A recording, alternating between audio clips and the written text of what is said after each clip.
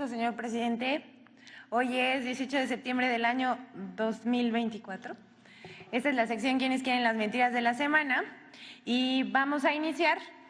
¿Se acuerdan que durante toda la discusión de la reforma al Poder Judicial, pues los agoreros del desastre decían que el dólar se iba a disparar y que íbamos a tener una crisis? Pues resultó falso. En medios de comunicación y en redes sociales se dijo que se devaluaría el peso si se aprobaba la reforma al Poder Judicial, pero no ha sido así, como decía. El peso es la segunda moneda más apreciada a nivel mundial. Este gobierno será el primero después de más de 50 años que no se devaluará nuestra moneda. Y esto nos da la oportunidad de ir hacia atrás. Les vamos a mostrar una joya que encontramos el equipo de esta sección y les vamos a decir esta imagen que ven aquí en pantalla. Si le hacen zoom, por favor, mientras voy describiéndola. Circuló en el año 2018 en redes sociales y también se imprimían volantes y carteles para intentar inhibir el voto en ese momento del candidato a la presidencia de la República, Andrés Manuel López Obrador, que resultó ganador en esa contienda y ahora es el presidente constitucional. Dijeron que si a México lo gobernaba el licenciado AMLO, el dólar estaría a 30 pesos. Habría inflación del 10%, que caería la inversión extranjera 5% y el turismo 7%, que sería el peor arranque de una administración en 70 años. ¿Qué pasó? Todo lo contrario. Para el segundo año no habría cómo sostener los programas sociales, que no habría capacidad del pago de deuda, que habría devaluación y desempleo. ¿Qué creen? También fue falso. Y que para el tercer año íbamos a vivir una de las peores crisis en México con el dólar a 35 pesos. Saludos a Chumel. Tampoco sucedió. La inflación subiría un 24%, subiría el desempleo y que los programas sociales para jóvenes y adultos ya no tendrían subsidio. Ya para el cuarto año vaticinaban que la popularidad del presidente sería la peor en 20 años. Que el presidente buscaría la reelección o postular a alguno de sus hijos al cargo del jefe del Ejecutivo y que desaparecería la clase media. ¿Qué pasó? Todo lo contrario. Todo resultó falso, salvo una cosa. Miren, este cartel tiene algo de verdad. Fue en lo único que acertaron, y es que para el sexto año los partidos de oposición estarían debilitados.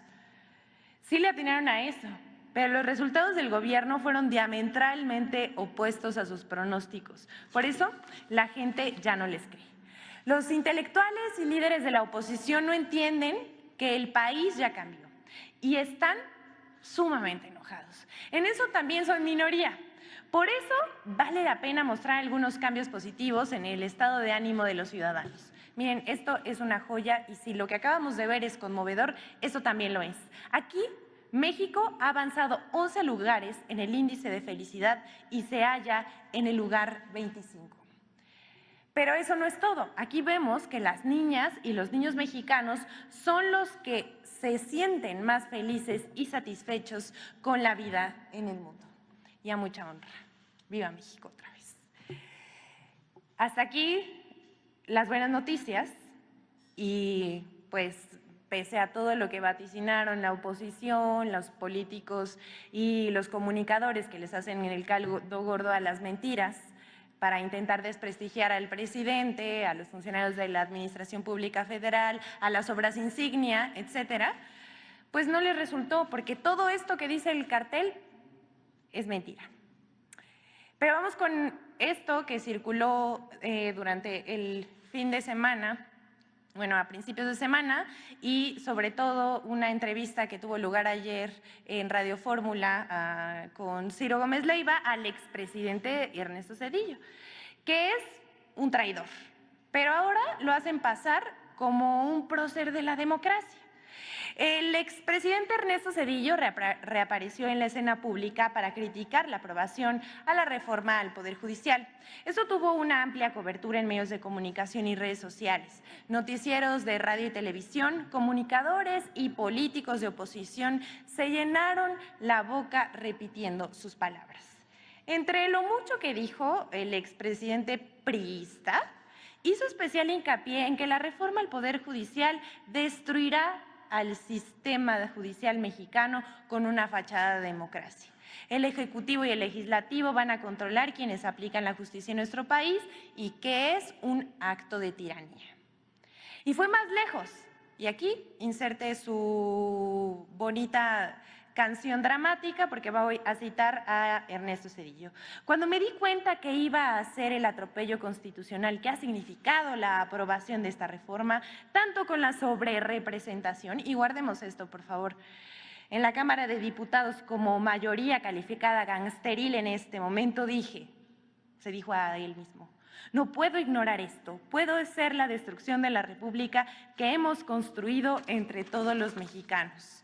Eso es como decir lo que dijo la señora, que no podemos mencionar aquí, que ella misma nos quitó las cadenas casi que con sus manos.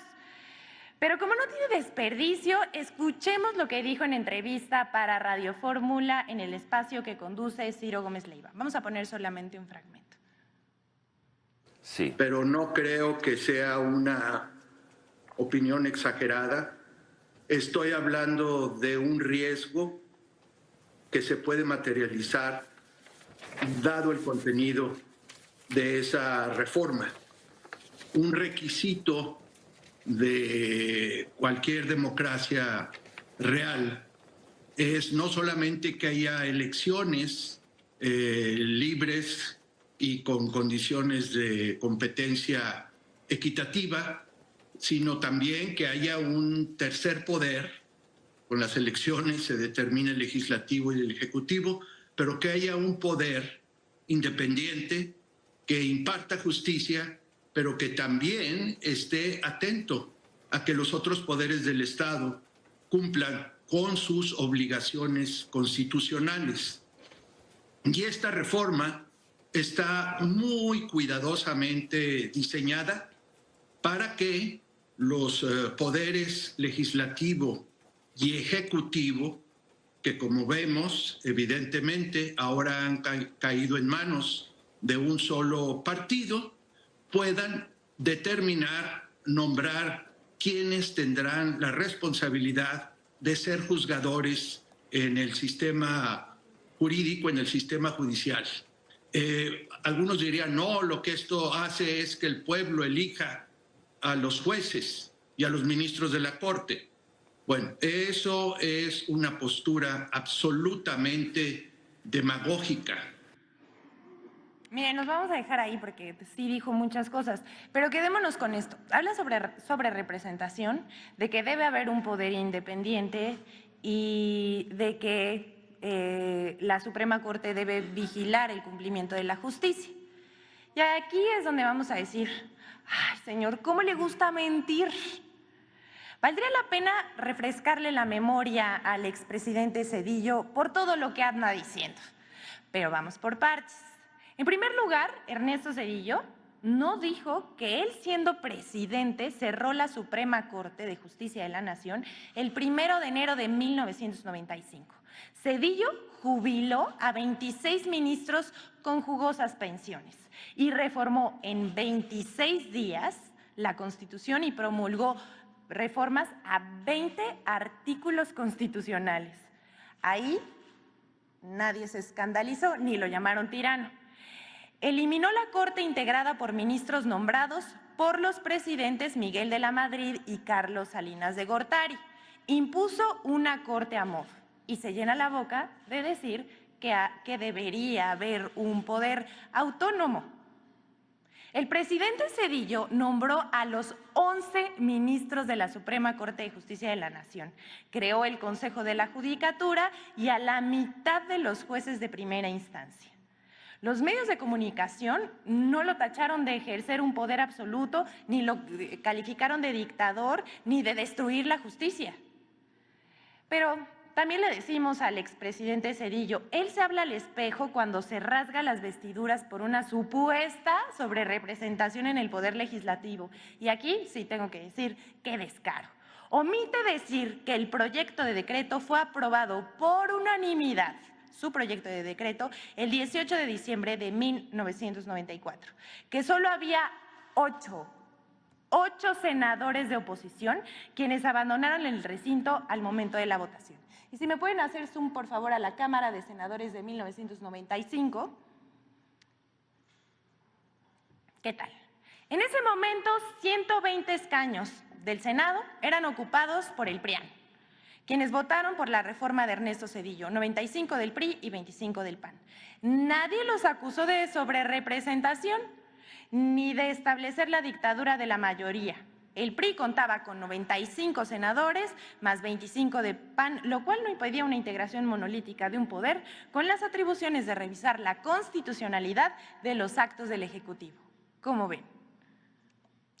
La Cámara de Senadores en 2024, y si ahora me hacen zoom, por favor, de cómo está conformada la Cámara de Senadores en este año, Morena tiene 60 senadores, el Partido del Trabajo 9 senadores, el Partido Verde Ecologista de México tiene 14 senadores, Movimiento Ciudadano 5 senadores, Partido Acción Nacional 22 senadores y el PRI, el Partido Revolucionario Institucional, 16 senadores. Señor Zedillo, ¿cuál sobrerepresentación? ¿Usted no se mordió la lengua? Así de desmemoriado anda el expresidente Zedillo. Una reforma judicial que se aprobó en 26 días, la reforma de Ernesto Zedillo, con jugoso regalo para ministros. Por ejemplo, Diego Valadez, quien fungiera como Procurador General de la República entre enero y mayo de 1994 y que, siendo ya nombrado ministro, solamente duró 6 meses, pero sí se le otorgó su pensión vitalicia. Y aunque ya fue aprobada la reforma, continúan mintiendo tan vehementemente que pareciera que algo esconden. Y les vamos a decir que por más de 20 años, la Corte estuvo secuestrada por una mafia que servía a los intereses de los poderosos, de aquellos que se sentían dueños de México. Ellos ahora tienen terror de que el pueblo participe y decida. No los culpamos, el pueblo es mucha pieza. Pero aquí no acaban las mentiras que se difundieron sobre la reforma al Poder Judicial. Vamos a ver la colaboración con Infodemia sobre estas mentiras.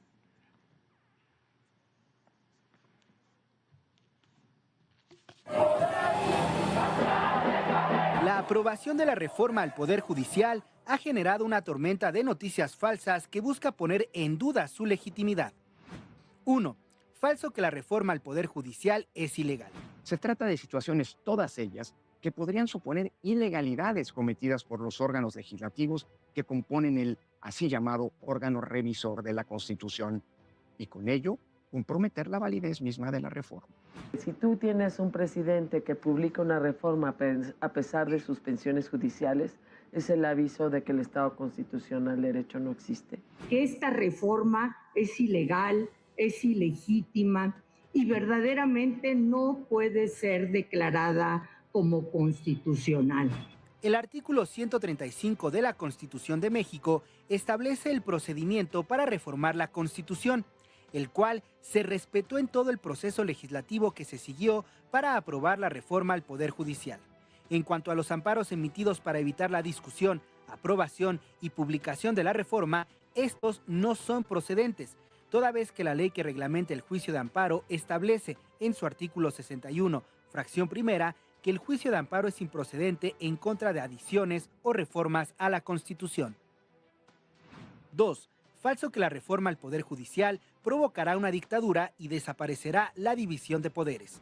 Nuestro Congreso Federal acaba de aprobar y ha sido ratificado por una mayoría de legislaturas estatales un conjunto de reformas constitucionales que destruirán el Poder Judicial y con ello enterrarán la democracia mexicana y lo que quede de su frágil Estado de Derecho. El planeta entero está diciendo México está camino a la dictadura y camino a la crisis económica. Para que supriman constitucionalmente o establezcan constitucionalmente un procedimiento para desaparecer de hecho y de jure al Poder Judicial.